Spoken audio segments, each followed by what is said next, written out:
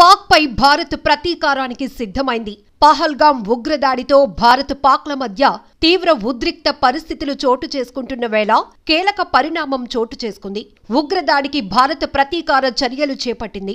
మంగళవారం అర్ధరాత్రి 1:44 ఆపరేషన్ సింధూర్ పేరుతో పాకిస్తాన్లోని ఉగ్ర స్థావరాలపై భారత సైన్యం మెరుపు దాడులు చేసింది.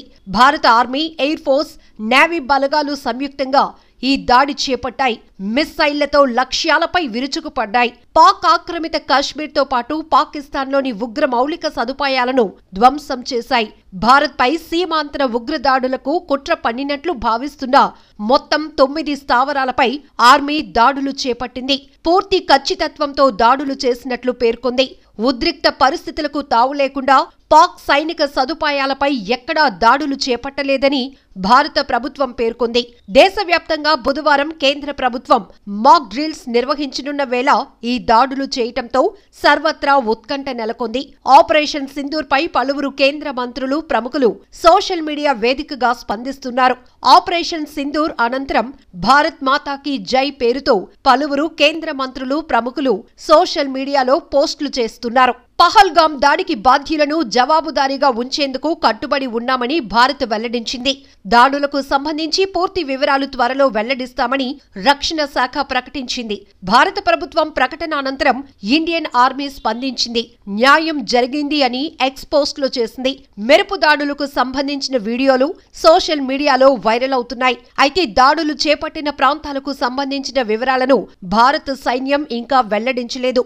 మరోవైపు భారత్లోని శ్రీనగర్, జమ్మూ, అమృత్సర్, ధర్మశాల, లేహ్ విమానాశ్రయాలను భారత్ మూసివేసినట్లు సమాచారం. మరోవైపు సరిహద్దులోని పూంచ్, రాజౌరి సెక్టార్లలో పాక్ సైన్యం కాల్పులు ప్రారంభించింది. దీంతో భారత్ సైతం గట్టిగా తిప్పికొడుతోంది. ఎల్ఓసి వెంట ఇరు దేశాల సైనికుల కాల్పులతో ఉద్రిక్త వాతావరణం నెలకొంది. దాడులు జరిగిన ప్రాంతాల్లో మురిట్కే టెర్రరిస్ట్ గ్రూప్ లష్కరే తోయిబాకు హెడ్ క్వార్టర్స్ గా ఉంది. ఇక పంజాబ్ ప్రావిన్స్ లోని బహవల్పూర్లో మసూద్ అజర్ నేతృత్వంలో జైషే మహమ్మద్ స్థావరం ఉంది. అయితే భారత దాడులతో పాక్ అప్రమత్తమైంది.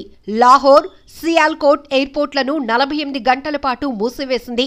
భారత్ ప్రతీకార దాడులు చేపట్టిన అనంతరం భారత భద్రతా సలహాదారు అజిత్ డోబాల్ అమెరికా భద్రతా సలహాదారు మార్కో రూబియోతో మాట్లాడారు.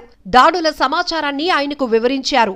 దాడుల అనంతరం భారత ఎయిర్ డిఫెన్స్ వ్యవస్థలు అప్రమత్తమయ్యాయి. పాక్ నుంచి ఎలాంటి ప్రతిస్పందన ఎదురైనా నిలువరించేందుకు సరిహద్దుల వెంట ఎయిర్ డిఫెన్స్ వ్యవస్థలు మోహరించాయి. బుధవారం ఉదయం 10:30 పాక్ ప్రధాని షరీఫ్ జాతీయ భద్రతా కమిటీతో సమావేశమవుతారు. మరోవైపు పాక్ ఉగ్ర స్థావరాలపై భారత్ చేపట్టిన దాడులపై అమెరికా అధ్యక్షుడు ట్రంప్ స్పందించారు. ఇండియా పాక్ పరిస్థితి దారుణంగా ఉందన్నారు. ఉద్రిక్తతలు తగ్గించుకోవాలని ఇరు దేశాలకు సూచించారు. ఇది హేయమైన విషయం. వారు దశాబ్దాలుగా ఘర్షణ పడుతున్నారు. దీనికి వీలైనంత తొందరగా ముగింపు పలకాలి. 2 శక్తివంతమైన దేశాలు రోడ్డుపైకి వచ్చి కొట్టుకోవాలని ఎవరూ కోరుకోరు.